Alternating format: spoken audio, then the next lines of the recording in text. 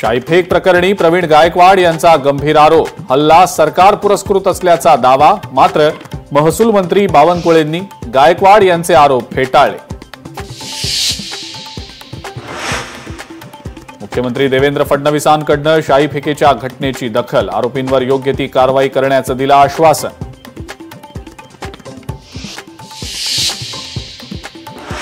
शिवसेना पक्ष आणि चिन्हासंदर्भातली आजची सुनावणी संपली. या प्रकरणी ऑगस्टमधील तारीख देण्याचा प्रयत्न करू. सुप्रीम कोर्टाचं स्पष्टीकरण.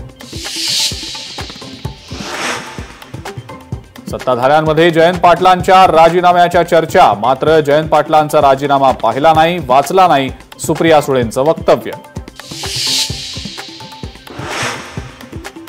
मुख्यमंत्री फडणवीस विभागनिहाय आढावा घेणार.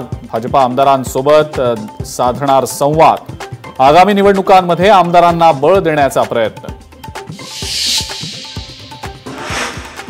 चड्डी बनियन गँगवरनं आदित्य ठाकरेंनी शिवसेनेवर केला हल्लाबोल. आदित्य ठाकरेंच्या टीकेवर आमदार निलेश राणेंचा आक्षेप.